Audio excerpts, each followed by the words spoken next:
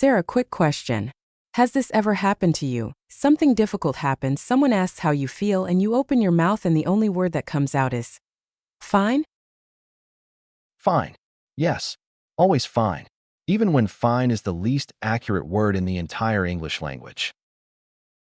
Fine is doing so much work it deserves a salary. Seriously. Fine has to cover stress, disappointment, confusion, hurt, exhaustion, and that specific feeling when someone eats your food from the office fridge. All of human emotion compressed into 4 letters. And that is exactly the problem we are talking about today. You feel something real and deep. But when you try to explain it in English, the words come out too simple, too sharp, or just completely wrong. And then people misunderstand you. They think you are being dramatic or cold or overreacting. But maybe you are none of those things. Maybe you just need better words. Better words change everything. Not perfect words. Better words. So welcome back, everyone. You are listening to our English podcast for daily life conversations.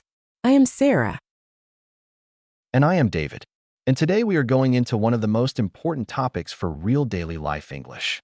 How to talk about your feelings with confidence. Not with complicated English.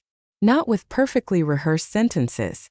With honest, clear, natural English. The kind that actually sounds like you. And by the end of today, you will have real sentences for feelings that usually feel too messy or too complicated to explain out loud. We will cover how to name your feelings clearly, how to express them without starting a fight, what to do when feelings build up, how to handle anger with confidence, how to listen and respond well, and how to stay calm when emotions feel very strong. Plus, at the end, we have our vocabulary section where we slow down the most useful words from today and show you exactly how to use them in real conversations. So take a breath. Get comfortable. This is going to be a really useful one. Let's start here. David, when someone says I do not know how I feel, do you think they really mean that? Sometimes yes, but I think more often they feel too many things at the same time, so it becomes impossible to separate them. So the feeling is not empty. It is crowded. Exactly. Feelings can be very crowded. You think you are angry, but underneath that anger there is actually hurt, or fear, or disappointment that has been sitting quietly for a long time. Like opening one drawer and finding 15 things that all need attention at the same time. Emotional drawer. Very full. Very messy. But this is so important to understand. The word on top is not always the real feeling underneath. Someone says I am angry, but they actually mean I felt ignored. Someone says I am tired, but they actually mean I feel emotionally drained. Emotionally drained. That is a powerful phrase. It means your energy is not just physically low. Your heart and your mind feel exhausted too. You can say, I feel emotionally drained after that conversation. Or I have been trying to stay strong for so long and now I just feel completely drained. That is so much more honest than just saying tired. Tired is carrying too much weight already. And if you felt like people did not notice you or did not include you, you can say I felt overlooked. Like, I felt overlooked when nobody asked for my opinion in that meeting. Or, I felt disconnected from everyone today. That one is very real. You can be surrounded by people and still feel completely alone. And one of the most painful feelings, I felt misunderstood.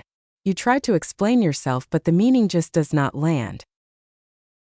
You say one sentence, and somehow the other person receives a completely different message.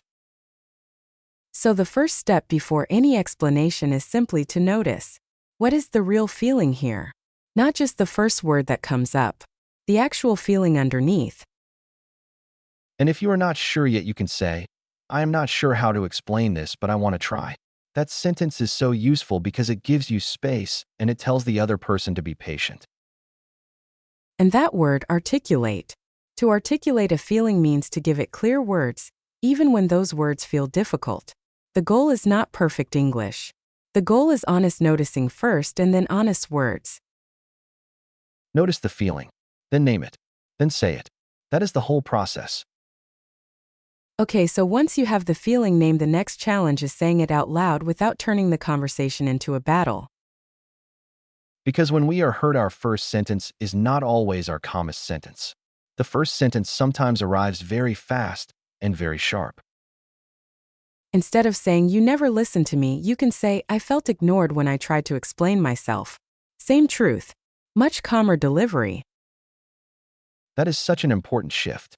The second sentence focuses on your experience, not on the other person's whole character. Instead of, "You embarrassed me," you say, "I felt embarrassed when that was said in front of everyone." Instead of, "You made me anxious," you say, "I felt anxious when I did not hear back for so long." These sentences do not sound weak. They actually sound more controlled and more mature, because you are describing what happened to you, not attacking who they are. And when you speak from your own experience, the other person has a much better chance of actually listening. You are not saying you are a terrible person. You are saying, "This is how it felt to me." And that small change can save a very difficult conversation. But of course, some people do not say too much. They do the opposite. They say nothing. They keep everything inside. They smile. They say no problem. They act completely fine, while inside something has been building for weeks. That no problem is carrying so much weight. So much. A tiny sentence with a very dramatic story behind it. This is what happens when feelings are bottled up. Bottled up means you keep feelings inside for too long. They do not disappear. They build pressure. And then one small thing happens. Someone forgets something. Someone says the wrong word. And suddenly it is not about that small thing at all. It is about 3 weeks of feeling invisible and unappreciated. Small things start carrying old feelings. And that is when conversations get very messy very fast. So what can we say before feelings reach that point? You can say, "I do not want this to build up, so I want to mention it now." That sounds calm and mature and responsible. Or, "This may sound small, but it stayed with me. I really like that one." It respects the fact that small moments can still hurt, even if they look unimportant from the outside. Another very useful sentence. "I know this may not have been your intention, but it affected me." That is strong because it leaves room for misunderstanding, but it still protects your feeling. Does not accuse. It explains. And that difference is everything in a difficult conversation. Speak while the feeling is still small enough to hold gently. One honest sentence today can prevent a very big emotional reaction later. Okay, let's talk about anger. Because anger is one of the hardest feelings to express well. It really is. Anger is loud, so people see it first. But anger is often protecting something much softer underneath. Like hurt, or fear, or feeling taken for granted. Taken for granted. Such an important phrase.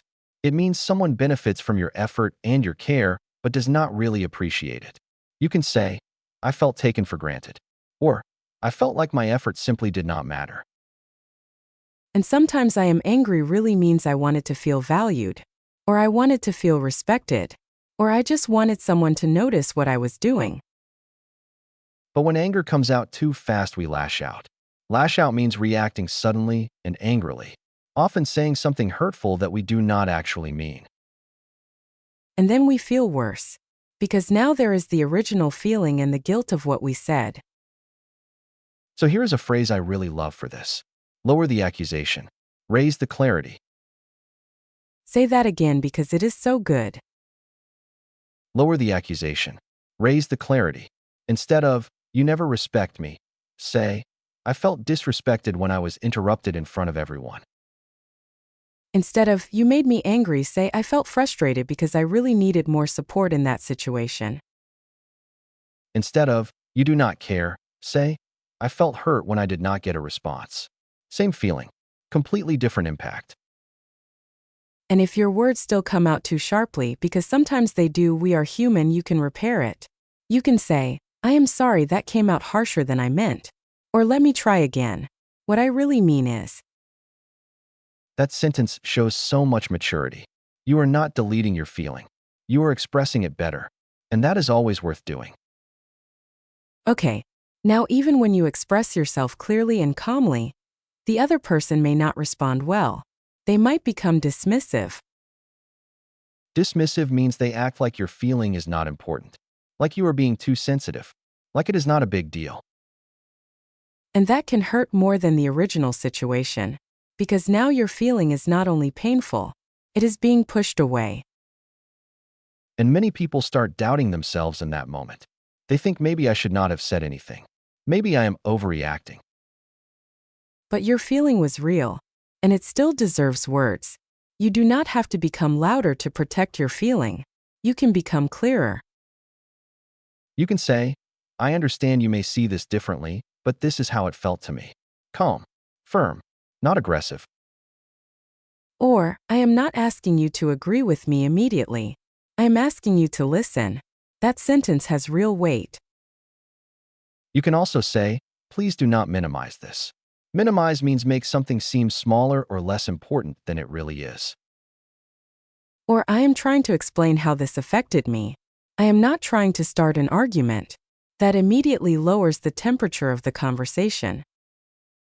And a very powerful one. You may not have meant to hurt me, but the impact was still real.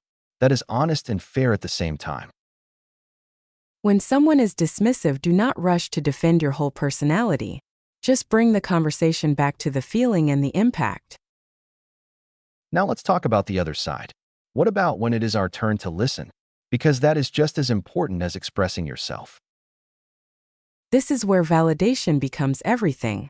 To validate someone's feeling means to show that their feeling makes sense, even if you do not agree with every detail.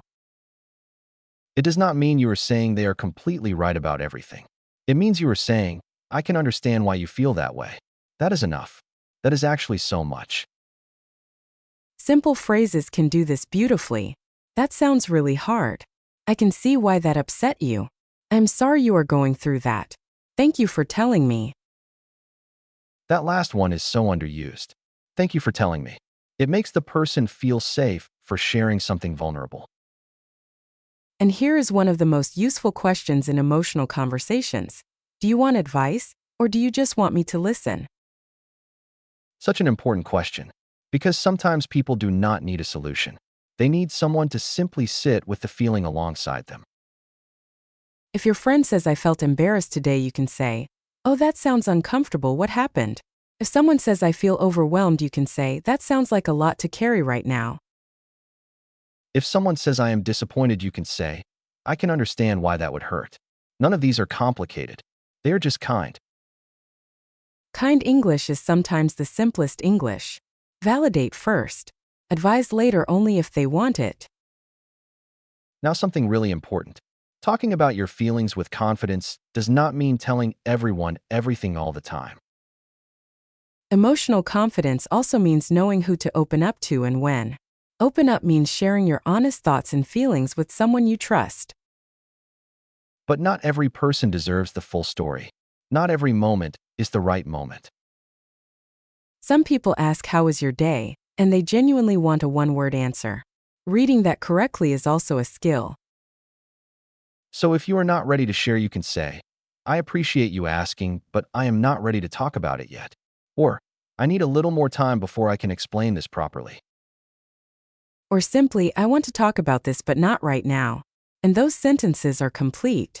They do not need an explanation or an apology. And if someone keeps pushing after you have said that clearly, then you may need to draw the line. Draw the line means set a clear limit. Decide what is acceptable in this conversation and what is not. You can say, I am not comfortable discussing this right now. Or, I care about you, but I need this conversation to stay respectful. Or, I am willing to listen, but I will not continue if the tone stays like this. That is firm but not cruel. It protects the conversation without destroying it. Boundaries are not angry walls. They are honest limits that keep relationships safe. And finally, let's talk about composure, because this is the skill that holds everything else together. Composure means calm control, especially when you feel very emotional inside. It does not mean hiding your feelings. It means holding them carefully. I love that image, like holding a very full warm cup. The feeling is real and it is hot, but you move slowly so you do not spill it everywhere. That is composure. The feeling is fully there. You are just carrying it with care instead of throwing it.